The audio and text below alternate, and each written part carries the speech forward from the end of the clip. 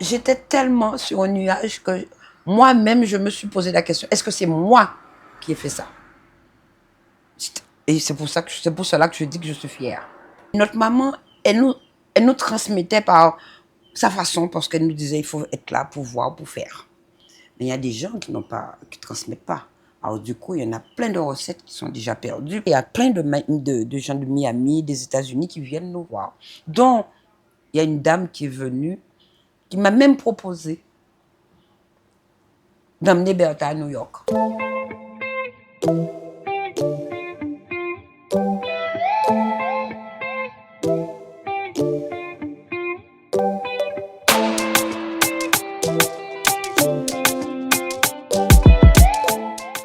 Bonjour et bienvenue dans votre émission Diva Indigo qui vous plonge dans l'intimité de celles et ceux qui font rayonner l'outre-mer.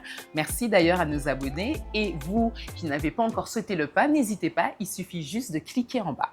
Aujourd'hui, notre invité nous fera voyager avec les incontournables de la gastronomie créole pour les fêtes de fin d'année, mais aussi au-delà.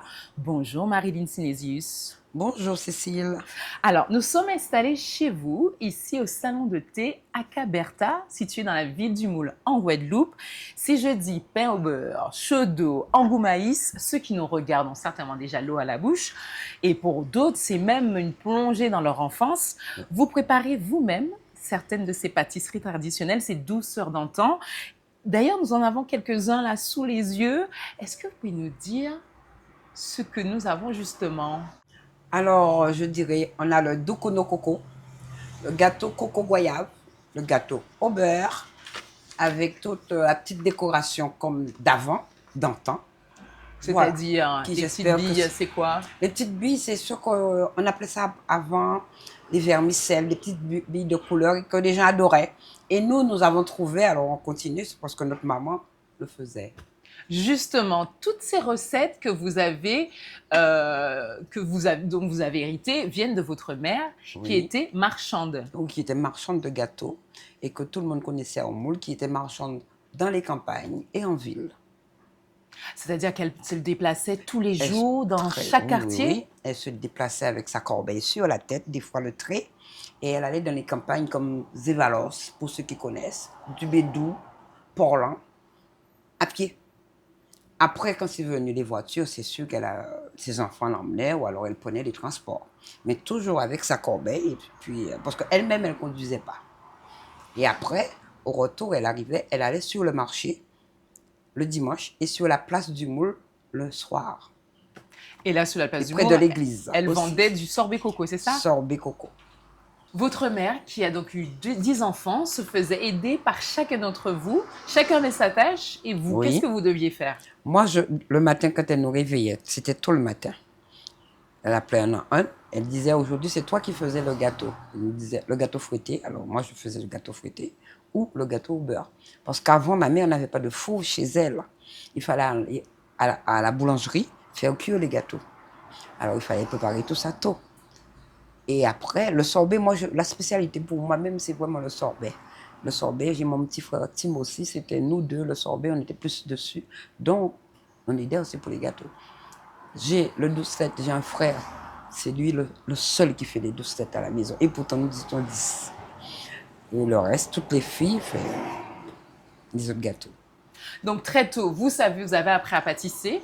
À 17 ans, vous devez quitter l'archipel, vous vous retrouvez en région parisienne. Là-bas, vous fondez votre famille, vous avez 3 enfants. Vous avez un travail dans l'administration et pourtant, vous continuez de pâtisser. Oui, quand j'entrais chez moi, parce que c'était une demande. Les gens savaient que j'étais issue d'une famille qui savait faire des gâteaux. Et c'est un jour, une dame me dit, mais attends, je te connais, tu ne fais pas de gâteaux? Et moi-même, je me suis dit, allez hop, j'ai dit oui. Parce que c'était les périodes de communion. Elle me demandait, tu peux me faire une pièce montée? Alors du coup, j'étais obligée de demander à ma maman de m'envoyer des séries de moules comme avant, les séries traditionnelles. Et c'est de là, c'est parti. Je me suis mise à faire des gâteaux au mois de mai, juin, juillet en métropole. Alors là, c'était Parce que c'était la période des mariages des Antillais, les gâteaux, les communions, tout ça. Et c'est de là que c'est parti. Et puis, mes enfants ne m'aidaient pas. Mes enfants, c'était pas de... Mais d'ailleurs, vos enfants, ils racontent que quand ils se levaient le matin, la maison était remplie de gâteaux. Oui. Il y avait des gâteaux partout, dans la Partout, cuisine, partout. le salon, Oui. même la Oui. véranda. J'arrivais chez moi à 18h30. Je m'occupais de mes enfants, le souper, parce que mon mari travaillait la nuit. Le souper, regarder les devoirs, parce que je tenais à ce que mes enfants réussissent. Et après, je me Les devoirs dans mettais... la cuisine aussi. Oui, parce qu'ils étaient à côté de moi, les voix. Ils avaient leur petit banc. Oui. Et j'étais obligée de commencer... Je faisais les gâteaux à partir de 20h, je commençais à faire les gâteaux. Parce que j'avais mon cahier avec mes commandes. On me demandait des bibes, des pièces montées, tout. Et je commençais à faire... Commencer à faire la pâte. Après cuisson. Et après, on commençait la décoration. Ben, j'arrêtais 20h. Mais il était déjà 4h du matin, je n'étais pas couchée. Des fois, quand il y avait beaucoup de commandes. Alors, je me couchais 1h, je me réveillais et je recommençais. Parce que des fois, il fallait aller livrer ou alors les gens venaient récupérer les gâteaux. Alors, on sent la passion que vous avez transmise aussi à vos enfants. Ils ont appris leur première recette à fabriquer eux-mêmes, à pâtisser eux-mêmes. À quel âge? J'ai le seul, le grand, Cédric. Je ne sais pas comment qu'il a fait. Lui, il fait des gâteaux. Sans me voyant peut-être faire. Tout. Lui, quand il était chez lui, hein. Mais chez moi, même les enfants ne faisaient pas de gâteaux. Parce qu'il y en avait toujours. Donc, mais vous avez bien, un jour, vous leur avez bien dit, allez, c'est votre tour, faites Non, comme votre mère vous avait dit. Non, un jour, l'anniversaire, c'est celui qui m'a dit, maman, je fais le gâteau. Je dis, ben vas-y. Je lui ai rien dit. J'ai vu qu'il a fait, il a pris les œufs, il a fait. C'était très bon. Là, il n'était pas encore dans les décors, tout ça. C'était juste le gâteau. Et j'aime mieux dire que c'était bon. Et après, c'est parti. Il y a Régis aussi, le tout dernier. Lui, il aime cuisiner, il aime faire les gâteaux. Mais ma fille, non, c'est pas son truc. Elle aime autre chose, d'après Oui, ce que j'ai pu ma comprendre. fille, oui. Mais on imagine quand ils étaient petits que les goûters, les anniversaires, c'était des moments exceptionnels. Quand il y avait les amis qui débarquaient Oui, il y comme avait ça la chez famille vous, aussi. la famille, et qui Oui. découvraient tous ces bons gâteaux. Oui, la famille. Et surtout, c'est pour ça qu'on se dit que nous sommes une famille très unie, parce que quand il y avait les communions de mes enfants, mes soeurs ou ma maman venaient. Et à ce moment-là, c'était la communion de mes enfants, mais c'était la période des communions aussi en métropole. Et bien, tout le monde était à la tâche, tout le monde m'aidait, et puis on faisait les gâteaux en famille. Et c'est là que mes enfants ont toujours vu plein de gâteaux partout. Plein de gâteaux. Mais ce rythme très soutenu, donc la famille, le boulot, la pâtisserie, à un moment, vous n'êtes pas dit, non, je vais arrêter de pâtisser parce que ça fait trop? Non, c'est je dirais dans nos gènes. On aime bien ça. Eh ben, on fait des gâteaux, on ne se rend même pas compte à quel moment qu'on fait tout ça. Comme ici à Caberta, quand les gens viennent, comme je dis, le samedi et dimanche, les vitrines sont remplies. Avant de venir à l'expérience justement de Acaberta, donc vous passez plus d'une trentaine d'années en région parisienne, Oui. et un jour vous vous dites, ça y est, je suis prête à rentrer Oui. définitivement vivre sur mon île natale, donc c'était à peu près il y a une quinzaine d'années. Oui. Vous évoluez d'abord dans différents secteurs, et un jour, vous avez enfin l'opportunité de réaliser un rêve, parce que c'était l'un de vos rêves, ouvrir votre salon de thé. Oui, salon de thé, mais je n'étais pas partie sur le salon de thé vraiment. On habite en face et j'ai toujours connu cette petite maison, la maison de Acaberta. Je me suis dit, bon, si on pouvait avoir cette petite maison, mais pourquoi faire 12 têtes, gâteau, sucre à coco et sorbet. Mais c'est en montant l'entreprise, on me demande, mais dans quel régime, où est-ce que je peux vous placer, madame? Pâtisserie, boulangerie? J'ai dit non, j'ai regardé la dame, j'ai dit un salon de thé. Parce que vu que j'ai vécu en métropole, je suis allée moi-même dans les salons de thé, mais qui n'étaient pas, moi j'ai ramené ma touche, qui n'était pas un salon d'antan. Moi j'ai dit salon d'antan parce que nous faisons des gâteaux aussi, donc on a rajouté le thé local. Et c'est pour ça que c'est devenu le salon de thé. Mais c'est une aventure qui n'était pas gagnée d'avance, parce que quand vous avez donc pu décrocher le bail de cette petite maison créole, il fallait tout rénover, donc du sol au plancher. Oh oui, c'était très très dur et très long. J'ai 3 mis ans. 3 ans pour arriver à avoir ce que je voulais. Alors du coup, c'était moi l'architecte, l'ingénieur. Et voilà, je suis contente de ce que j'ai pu réaliser toute seule, avec l'aide de quelques artisans. Parce qu'il faut rappeler que vous n'avez pas pris de crédit, vous Pas avez de avancé crédit. avec vos économies. Oui, avec mes économies. Et c'est pour cela que ça a mis du temps si j'avais fait un crédit.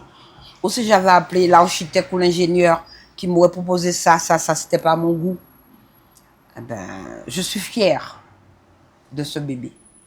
Le bébé qui a été inauguré en juin 2023. Voilà. Donc, c'était à peu près il y a 1 an et demi. Oui. Ce jour-là, qu'est-ce que vous vous êtes dit? Enfin, j'ai réussi. Ah oui. J'étais tellement sur un nuage que moi-même, je me suis posé la question, est-ce que c'est moi qui ai fait ça? Et c'est pour cela que je dis que je suis fière. Trop contente de réaliser ça toute seule. Et c'est après, mais le jour de l'inauguration que j'ai dit c'est un salon de thé, mais personne ne savait que c'était un salon de thé. Quand ils sont arrivés, vous avez laissé la surprise, garder la surprise jusqu'au bout. Parce que je voulais voir le wow. Et je l'ai eu. Avec tous les invités, tous les clients qui continuent toujours. Voilà. Est-ce qu'il y a quelqu'un qui vous a dit ce jour-là en particulier, quelque chose qui vous a marqué, qui vous a particulièrement touché ce jour-là? Oui. Plein. Ils m'ont félicité, ils m'ont dit, bravo Marine, on attendait ça. Je dis comment? Mais oui, parce qu'au moule, on n'a pas d'endroit à se poser, on est contente. Comme je dis, aujourd'hui, je vois ce qu'ils m'ont dit le dimanche. Le dimanche, quand vous passez ici, c'est... J'ai pas de mots, j'ai pas de nom. C'est vraiment un lieu incontournable. Où il y a des personnes qui peuvent venir parfois, c'est juste pour échanger. C'est devenu, au-delà du salon de thé, c'est vraiment devenu un lieu de rencontre et de partage. Tout à fait. Et les gens commencent à sortir un peu de partout en Guadeloupe. Donc, j'ai une cliente de Miami qui a vu le premier reportage de Aka Bertha.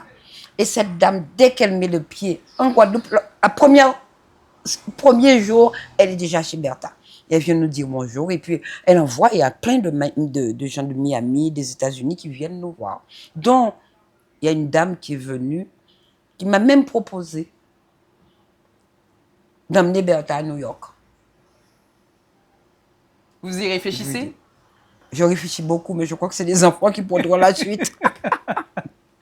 En tout cas, on a rappelé déjà, on peut trouver ici du gâteau au coco, du gâteau fouetté, des sika coco, des doucelettes, la carte qui évolue en fonction des semaines, en fonction des saisons. Là, pour le mois de décembre, forcément, il y aura les incontournables bûches de Noël. Les bûches de Noël.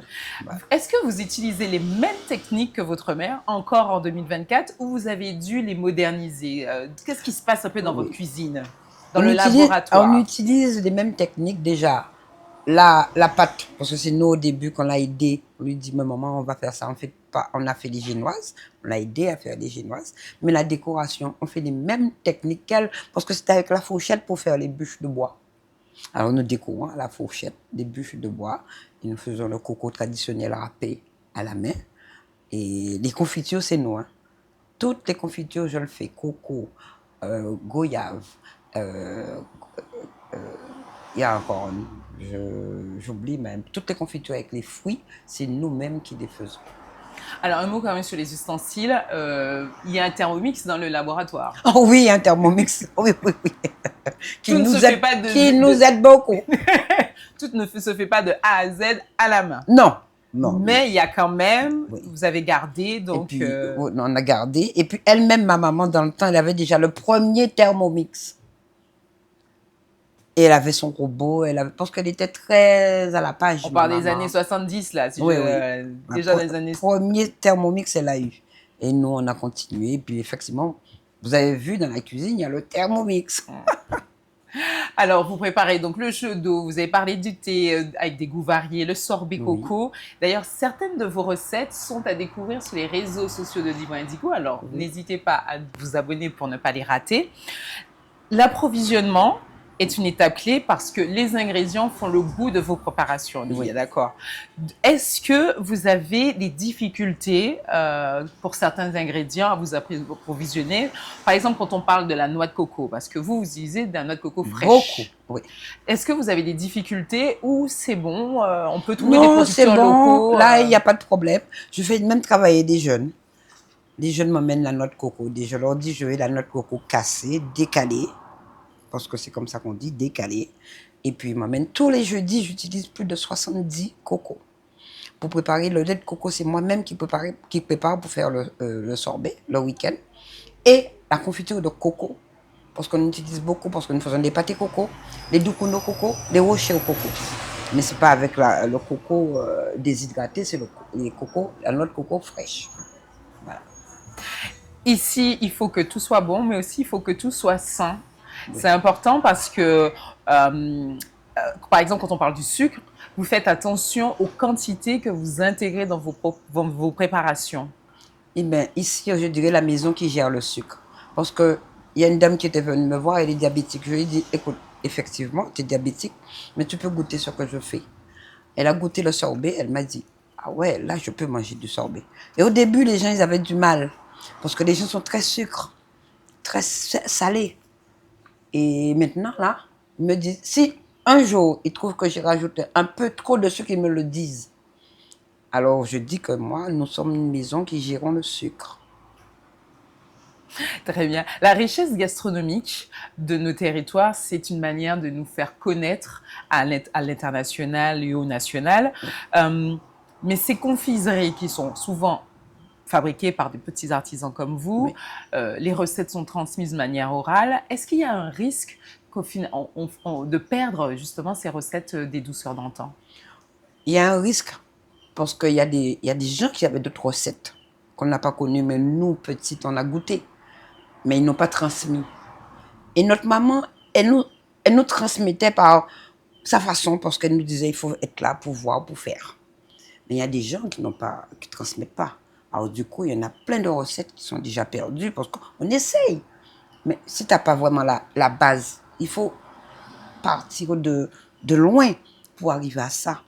Parce qu'il y a beaucoup de choses avant qui étaient très, c'était bon. On était petite, on goûtait à ça, mais ça n'existe plus. Et donc, ma maman, elle ne pouvait pas tout faire. Elle est restée dans ce qu'elle savait faire. Et nous savons le faire.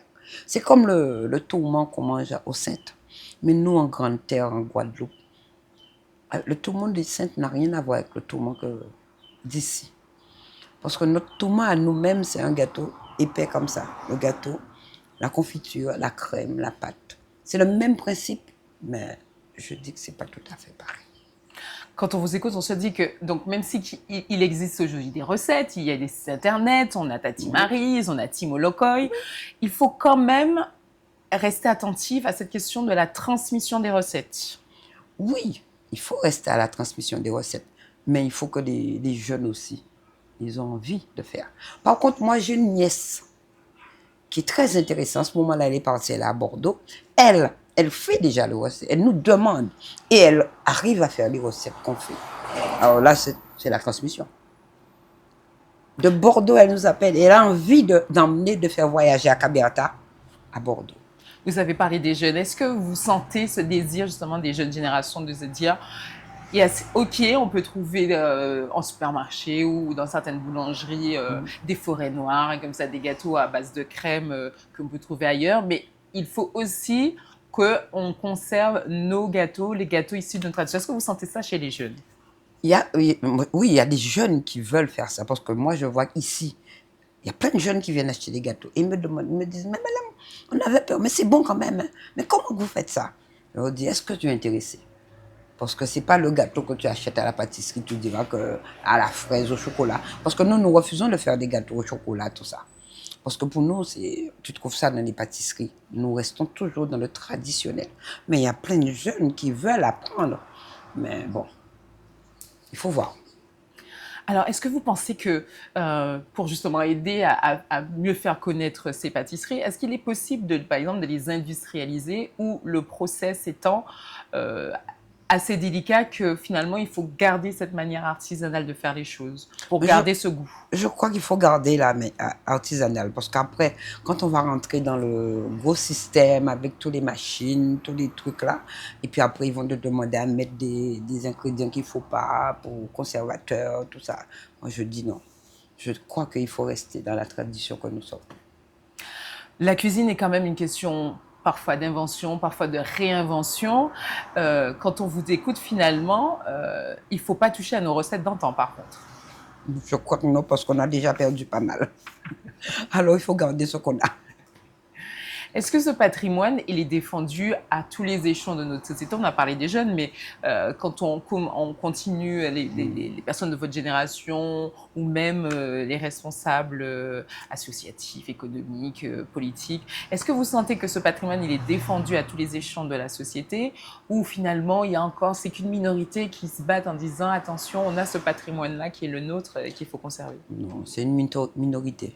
Parce que je vois notre mère, madame, maire de ma commune, eh ben, elle adore le chaudot et le gâteau fouetté. Et c'est pour ça que quand je lui ai proposé, je lui ai dit que c'est ce que je vais faire au moule. Alors là, elle aime le sucre à coco, elle aime tout ça. Eh ben, elle fait profiter aux gens qui font ça. Moi, je la vois tous les dimanches venir acheter du chaudot chez moi et le gâteau fouetté. Mais il n'y a pas encore...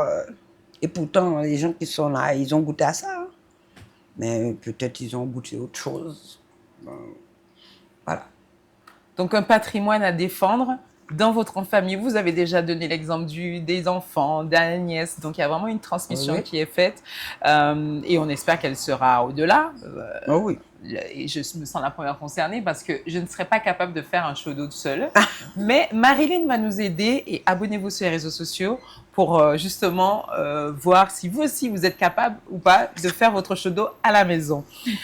Quand on vous a demandé de nous parler d'un objet, de quelque chose qui vous représente, qui dit quelque chose de votre parcours, vous nous avez répondu, j'ai envie de parler de mes ongles. Oui. Ils sont très beaux d'ailleurs, on peut les voir. Pourquoi vos ongles? Mes ongles, parce que moi, au début, j'aimais tellement mes doigts. Alors je disais que là, ça a changé un peu. Eh bien, c'est parce qu'une fois, j'étais partie dans une bijouterie, acheter une bague.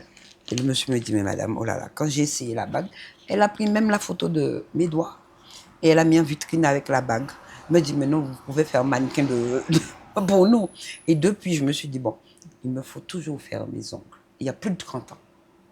Et depuis, ben, je fais mes ongles tous les 3 semaines.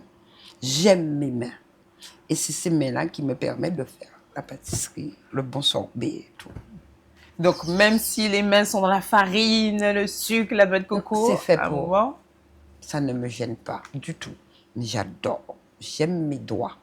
J'aime mes mains. Et c'est pour cela que j'ai dit à Cécile, c'est mes ongles.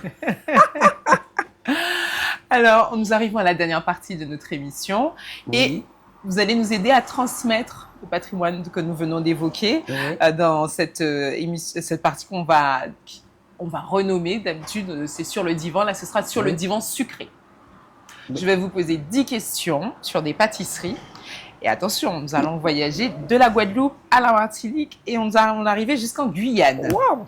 Et à chaque question, donc, je vous proposerai 3 options. Il vous faudra choisir. D'accord. Voilà. Donc, c'est parti pour ce petit quiz. On va commencer par une petite mise en bouche facile à digérer. La popote à fruits à pain, confiserie glacée au sucre, est fabriquée à partir du fruit à pain, 2, des fleurs femelles de l'arbre à pain, 3, des fleurs mâles de l'arbre à pain. Oh, je dirais des fleurs femelles de l'arbre à pain. Exactement, vous avez raison, c'est les fleurs femelles de l'arbre à pain, sachant que c'est vraiment un arbre avec qui j'ai grandi, on a l'impression qu'il a toujours fait partie du paysage, mais en fait il est arrivé au XVIIIe siècle, je ne sais pas si vous le savez, ici en Guadeloupe. Je ne savais pas, mais il y en a partout. Voilà. Même en ville, il y a des pieds de fruits à pain. Il est originaire de la Polynésie. Ah, donc, voilà. Deuxième question. Le gâteau gros sirop est originaire de quelle commune? 1. Le Moule. 2. Petit-Bourg. 3. Capesterre de Marie-Galante. Marie-Galante. Ah oui. Parce que j'y vais souvent. Alors, pour ceux qui ne le sauraient pas, le gâteau gros sirop... Oui, le cacabeuf aussi. Qui est originaire de Marie-Galante. du même territoire. Oui, qui font avec pratiquement la même pâte, je crois. D'accord. C'est avec le gros sirop aussi. Hein. Qui, en fait, remplace le miel. C'est une sorte de pain d'épices. Et le gros sirop remplace le miel. Et ce gâteau est apparu en Tansorin. Donc ça vous évoque quelque chose. Donc pendant la Seconde Guerre mondiale, il y avait un gouverneur qu'on appelait Sorin. Et c'est l'époque ça s'appelait Tansorin. Il y avait des difficultés. Mes parents, tout ça qui parlait de Sorin. Anton Sorin. Oui, j'ai eu l'occasion d'entendre ma grand-mère parler de Anton Sorin. Et qui, donc, c'était une période où il y avait des difficultés pour s'approvisionner, Oui, oui. notamment en miel. Et donc là, ils ont Tout à fait le fait, choix. ouais. Ils ont été inventifs. Oui. Voilà. Sur plein de choses d'ailleurs. Pas seulement. Oui. Troisième question. Quelle pâtisserie est originaire de l'île de la Désirade? 1. Le dokoun. 2. Le pain de maïs. 3. Bonbon moustache. Je crois que c'est bonbon moustache. Non. Le pain de maïs. Ah, ben là. Qui a la consistance d'un pudding et qui a donc qui est lisse avec une couleur jaune or. Et donc, le dokoun, c'est une spécialité des Saintes, Terre de Haut. Et le troisième bonbon moustache, c'est une spécialité de chez nous, fabriquée à partir donc du manioc. On appelle la moustache. Eh ben, nous, on ne fait pas ça. Ah, mais ça peut donner des idées. Ce quiz peut vous donner des idées. Oui. Alors là, on va faire un petit bond sur l'île sœur de la Martinique. Oui. Qu'est-ce qu'une jalousie? 1. Un beignet. 2. Un gâteau feuilleté. 3. Un entremets. Un gâteau feuilleté. Exactement. Mais on le fait aussi en Guadeloupe. Voilà, mais c'est un nom différent. Oui, et on appelle ça le feuilleté. Voilà, tout simplement. Donc, pâte feuilletée, confiture coco, ananas, goyave, citère, ouais. Prochaine question. Quelle est la couleur du gâteau patate, qui est un gâteau moelleux à base de patates douces? 1. Jaunâtre. 2. Couleur blanche. 3. Couleur violette. Je dirais jaunâtre parce que ça dépend de la couleur de la patate douce. Eh bien, c'est exactement la réponse. Vous avez su déjouer mon piège. C'est les trois. Ça dépend de la variété de la patate douce utilisée. Tout à fait. Sachant qu'en Guadeloupe aussi, il y a cette addition de gâteaux patates. Et là, la préférence, c'est les patates douces rouges. Oui. Mon petit frère, en fait, c'est très bon. Pourtant, j'aime pas la patate, mais on dit que c'est la patate betterave. On appelle ça. Là encore, peut-être nouvelle idée, la prochaine fois qu'on passera à Caberta, on aura peut-être une petite surprise de gâteau patate. Qu'on mange, c'est vrai, beaucoup moins ici en Guadeloupe qu'en Martinique. Oui, oui. Voilà. Quel gâteau sert de base de pièces montées préparées donc pour les mariages et les communions? 1. Gros gâteau. 2. Pain doux. 3. Robinson. On dirait pain doux, mais parce que c'est le gâteau fouetté. Oui, en Guadeloupe, c'est gâteau fouetté. Il s'appelle donc pain doux. Et à Martinique, pain doux. Voilà, qui est aromatisé à la vanille au citron vert. Voilà. Le gros gâteau, c'est une pâtisserie populaire. Le Robinson, c'est foré à la confiture et surmonté d'une pâte à gâteau américain. Et ça se rapproche d'un tourment d'amour et c'est vraiment une spécialité plus de fort de parce que le gâteau est plus épais. Maintenant, nous partons en Guyane. Ah, Guyane, ça va être plus difficile pour moi. Méfiez-vous, est-ce que vous avez déjà su déjouer les pièges? Alors, avec quel lait fabrique-t-on l'angou, qui est donc un entremets traditionnel de Guyane? 1. Lait de maïs. 2. Lait de coco. 3. Lait de vache. Je dirais lait de coco. Oui, et aussi lait de maïs. Les deux. Les deux. Voilà. Autre peu. Vous en sortez plutôt bien. En effet, c'est lait de maïs, lait de coco et lait concentré sucré et aromate. Voilà. Nouvelle question. Quelle est la forme du ramequin? Est-ce que c'est une boule? Est-ce que c'est un carré? Est-ce que c'est un bâtonnet? C'est une boule, le ramequin.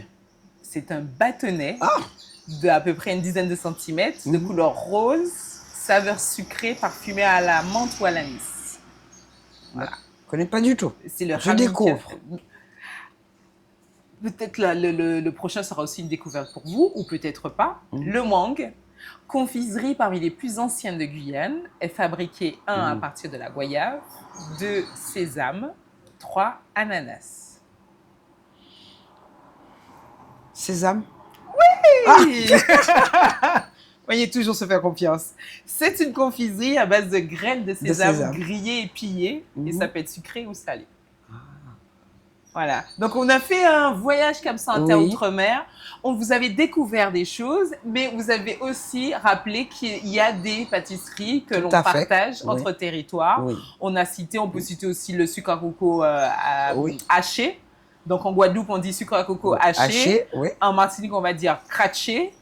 Et en Guyane, ils disent crétique. Et ils ont aussi la confiture coco. Ils ont des dentelles aussi en Martinique, mais ils appellent ça locho.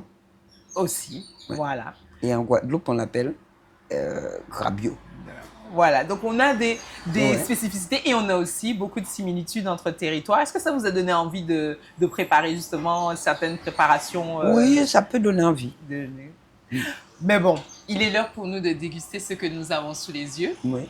Mais avant ça, merci Marilyn de nous avoir reçus, Grand merci. d'avoir Cécile. partagé votre intimité avec nous.